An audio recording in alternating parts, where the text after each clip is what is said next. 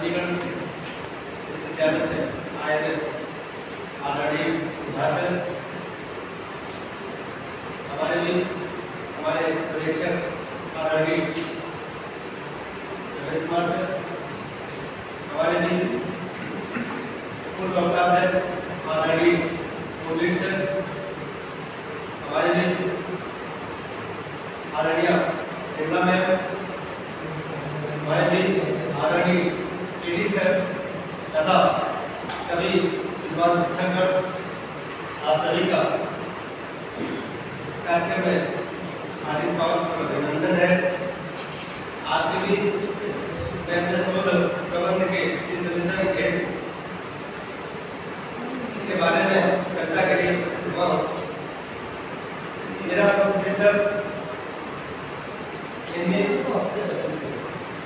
विदेशात्मकताओं में विलुप्त सामाजिक सांस्कृतिक परिवेश और जीवन संघर्ष का परिप्रेक्ष्य है। इस शोध प्रबंध को 5 अध्याय में यह शोध प्रबंध विभक्त है। पहले अध्याय में 3 भाग है। वर्चस्व की संस्कृति, दलितों के दमन के विविध आयाम, जिसमें हमने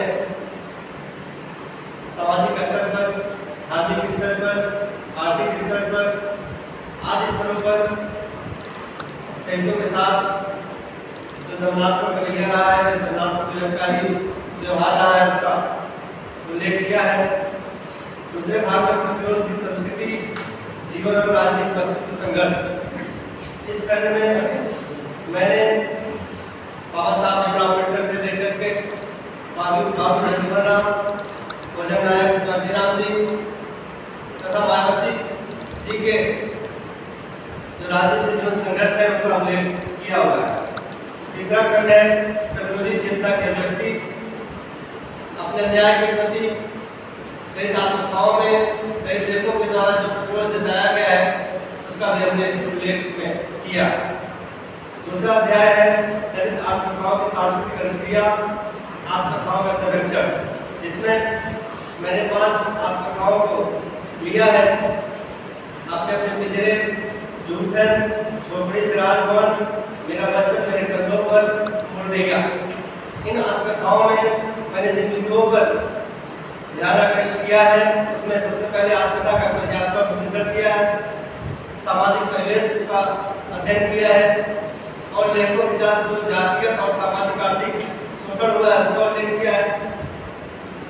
लेखकों के समाज में जो अंधविश्वास और उनकी मान्यताएं थी उनका अध्ययन किया है।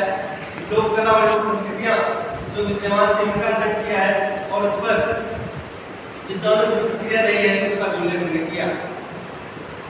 तीसरे अध्याय में दलित आत्मकथाओं की सांस्कृतिक क्रिया, जिसमें मैंने लेखिकाओं की आत्मकथाओं को लिया है, जिसमें जो प्रमुख आत्मकथाएं शामिल है दोहरा इंसाफ और शिकंजे का दर्द।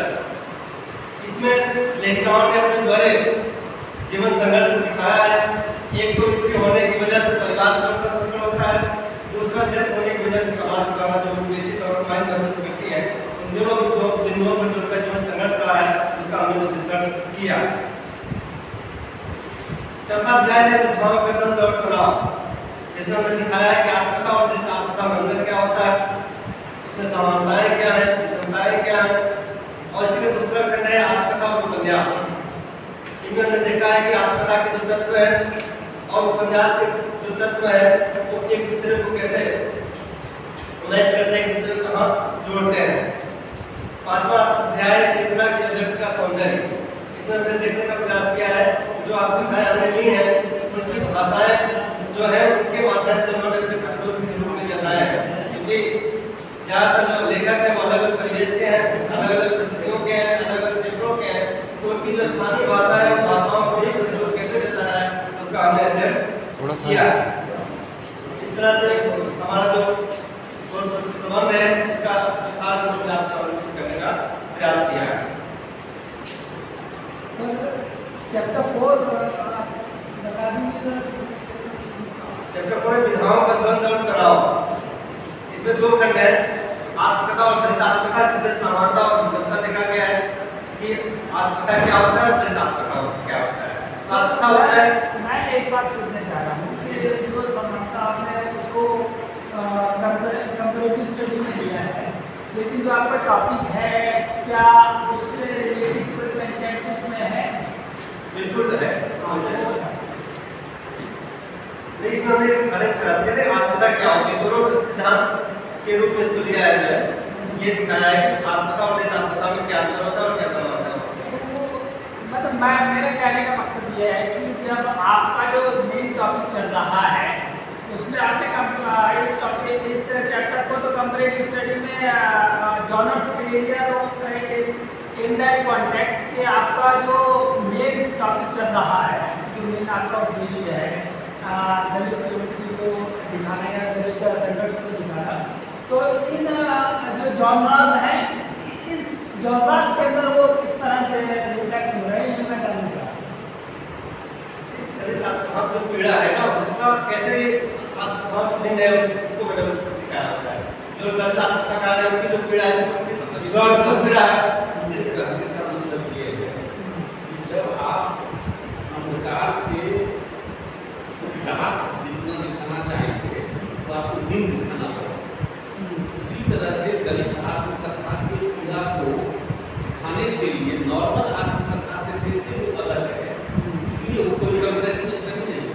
तो सिर्फ उस पर्टिकुलर चीज का कंपैरेटिव स्टडी है कि दलित जैसे जनरल आत्मकथा जो है जो अपनी कथा हो, लेकिन दलित आत्मकथा जो है सो आइडेंटिटी को बचाने की आत्मकथा, उससे वो डिफरेंस होने से सर ने बोला नहीं ये बात वो चीज है, लेकिन एक्सप्रेशन अभी कहाँ से आया? वो सर ने बोली नहीं ये वाली बात, आपने समझा।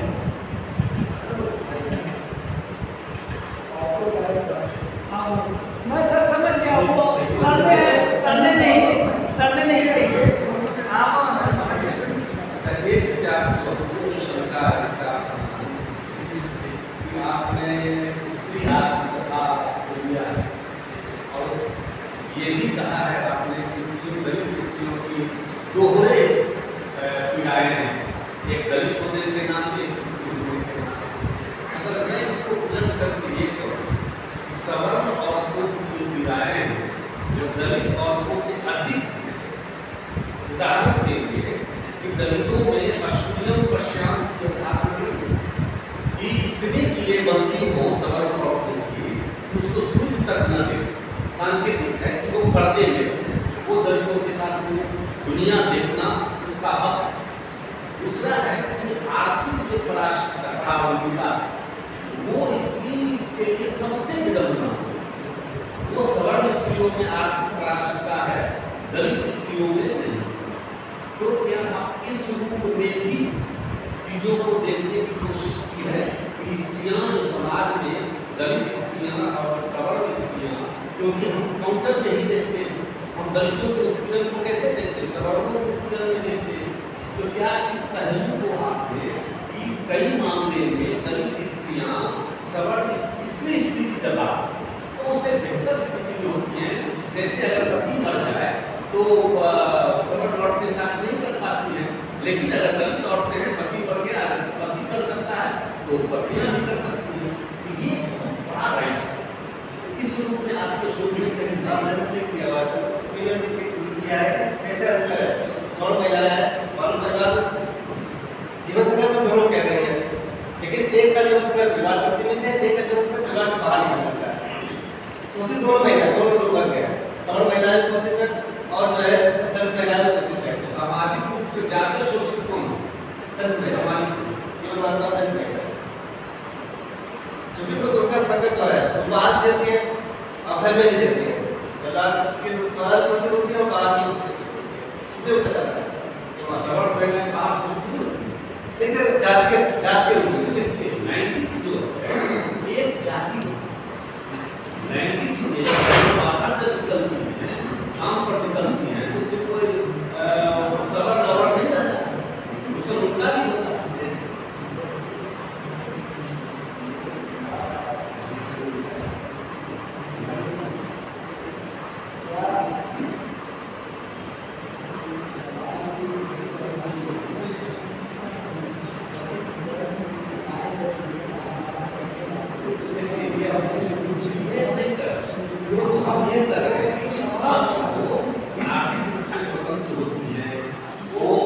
बातें हैं